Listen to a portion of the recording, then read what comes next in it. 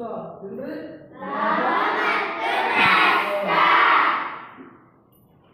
ಲಾಭ ನಿಲ್ಲದೆ ನಂತರ ಪ್ರಾಫಿಟ್ ನಷ್ಟಕ್ಕೆ ನಂತರ ಪ್ರಾಫಿಟ್ ಅಂಡ್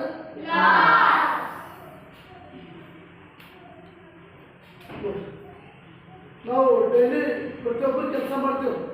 ಯಾರು ಮಾಡ್ತಾವೆ ಪ್ರಾಫಿಟ್ ಆಗ್ಬೇಕಂತ ಮಾಡ್ತಾವ ಲಾಭ ಗಳಿಸ್ಬೇಕಂತ ಯಾಕಂದ್ರೆ ಪ್ರತಿಯೊಬ್ಬರು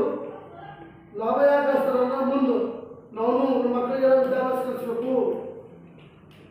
ನಮ್ಮ ಮಕ್ಕಳು ಮದುವೆ ಮಾಡಬೇಕು ನಮ್ಮ ಸಣ್ಣ ಮನೆ ಕಟ್ಟಬೇಕು ಹೌದಾ ನಮ್ಮ ಕಷ್ಟಕಾಲ ಬಂದಾಗ ನಾವು ಹಾಸ್ಪಿಟಲ್ ಖರ್ಚಬೇಕು ಇರ್ತದ ದಿನ ಊಟ ದುಡ್ಬೇಕು ಸ್ವಲ್ಪ ಸುಖ ಇರ್ಬೇಕಾದ್ರೆ ಪ್ರಾಫಿಟ್ ಮಾಡಲೇಬೇಕು ಪ್ರತಿಯೊಬ್ಬರು ಹೌದಾ ಇಲ್ಲ ಈಗ ನಿಮಗೆ ಲಾಭ ಮತ್ತು ನಷ್ಟಕ್ಕೆ ನಾವು ಒಂದು ಎಕ್ಸಾಂಪಲ್ ಹೇಳ್ತೀನಿ ಸಣ್ಣಪ್ಪ ನೀನು ಈಗ ಸಣ್ಣ ಬಸವ ಅಂತ ಇದ್ದೇ ವಿದ್ಯಾರ್ಥಿನ ಇವನು ಇಲ್ಲೊಂದು ಕಿರಾಣಿ ದುಕಾನ ಅಂತ ತಿಳ್ಕೊಂಡು ಇಲ್ಲಿ ಕಿರಾಣಿ ದುಕಾನಕ್ಕೂ ಇಲ್ಲಿಗೆ ನಾವು ಪೆನ್ನಿನ ಬಾಕ್ಸ್ ಕೊಡ್ತೀವಿ ಈ ಪೆನ್ನಿನ ಬಾಕ್ಸ್ ಏನಪ್ಪ ಅಂದ್ರೆ 100 ರೂಪಾಯಿ ಅದ 100 ರೂಪಾಯಿ